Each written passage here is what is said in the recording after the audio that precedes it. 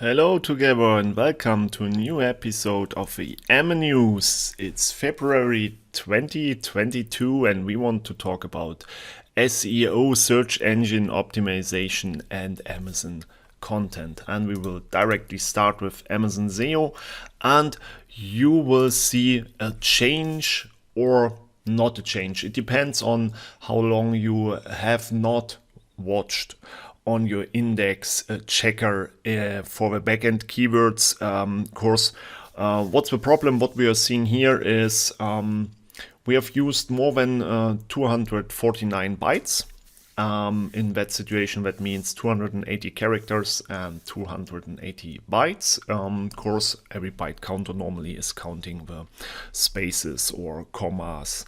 But in that situation, if we go into details, we have used 31 times the space. You can also use the comma.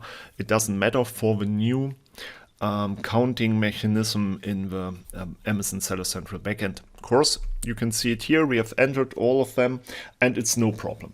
We don't see any warning or so.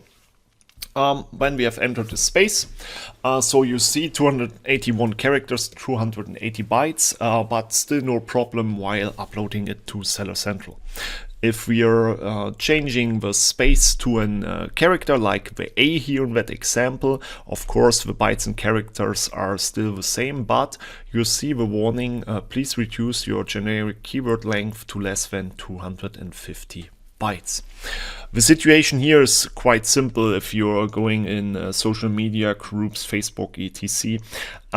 Or etc.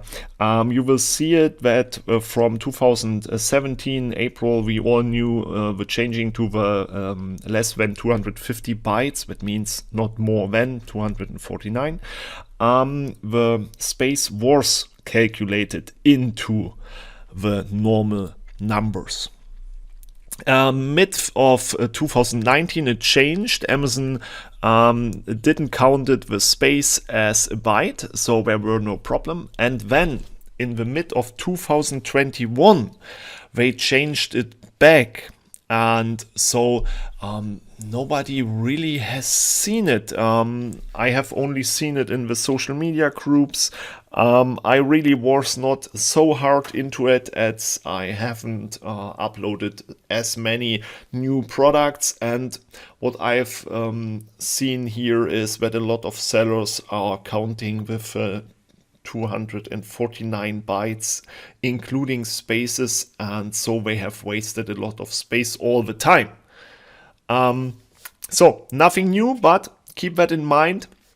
Lesson learned, check it by yourself once per month or just watch AMAnews. And if you liked it until now, just subscribe to our channel and ring the bell to stay informed. And now we want to go to Amazon content for that month. But before that, feel free to use the AMALYZE browser extension.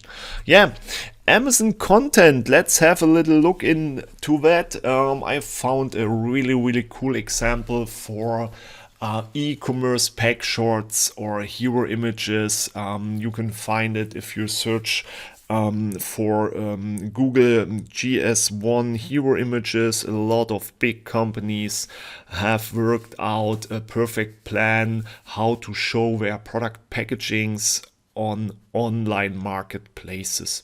You're seeing here two really good examples. The one situation I'm judging that with a 9 of 10 is course to the number of pets, and especially in that situation it is harder. Normally you should judge it with a 7 of 10 course. When you go on the product detail page, where you normally as a customer on mobile only see 7 images, if you're clicking on desktop on one image, the image slides will appear and you see more than 7 images. On the 10th image slot, it was perfectly hidden, from my point of view, for that product, nearly the perfect e-com pack shot. You can talk about the situation, your home pro with the grill and the chair and the wheel could be a bit bigger. to understand it also from a mobile phone, cell phone, to see it directly, but that is a perfect e-commerce packshot. So don't think about that too intense. Just find a solution for your category, for your category and for your product, to get as many relevant information as possible into that main image. I really like that style of Mr. Clean. When we need to talk about similar item to consider, of course, I don't like it, and hopefully you don't like it. With a sponsored display, product targeting ads, you can't get rid of that problem. But what you can do is set up a newer version widget. That is really simple. Amazon will add a link or widget to the product detail page that can redirect the customer to the product detail page of the newer model. This is especially useful for customers when the older version is out of stock or has been discounted. I really like that solution. That is really awesome. You can also try to set up a variation with the older model and the newer model and use a newer version widget. So if somebody is on the older product, they will see the new product as part of a variation and also as the shown version widget for the newer model. So you have a perfect cycle and the customer can click the one widget or the variation widget and will always be sent to the PDP of a new product. Also cool with the combination of the old reviews, of course. It's really easy to use. You can directly go to the Seller Central, adding or removing newer model link on detail page. You just have to decide for add a new version and enter the original product and the new product and submit the request. I really like that. So feel free to use it. Then we have a new function, recommended modules for EBC, enhanced brand content, or as I have called it, automated EBC. On the one side, I really like it. On the other side, I don't find it too cool. Of course, they are not offering the most used banners of your own products. They are showing you what your competitors are currently uses. And that's, from my point of view, the one problem. So you cannot directly use your masters for EBC for all your products and you will see them. No, you will only see like that the standard single image and sidebar as the first, the second the standard comparison chart, and the third one the standard single image and specs details. So it's not evaluated whenever the content is good or bad. It's just the average of your competition. I don't like that, but it's cool if you haven't just started with EBC and never used it. That is absolutely helpful. Of course, you're not forced to use that one-to-one. You can change it, you can change the positions, or you can completely erase some of that banners. So don't be surprised if you see that. It's just a new feature. Then, with that, it also was added a new function in Manage Your Experience. You will now be able to create new experiments for A+ content.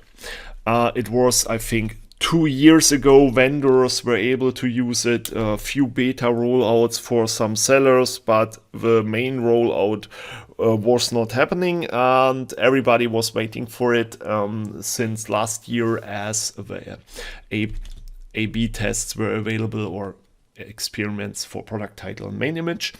You see it will look like, you will see that's the way it will look. And on the next page, you will find a short how to set up your A/B test and the both selections, select your A content and B content with cool drop downs with your different released EBCs. That is really cool. And if you're looking on the left, really easy, cannot be part of a current A/B test. That makes sense, absolutely, but also cannot have more than 500 associated ASINs. That is a problem from my point of view. If we're talking about fashion, jewelry, could be a bit problem.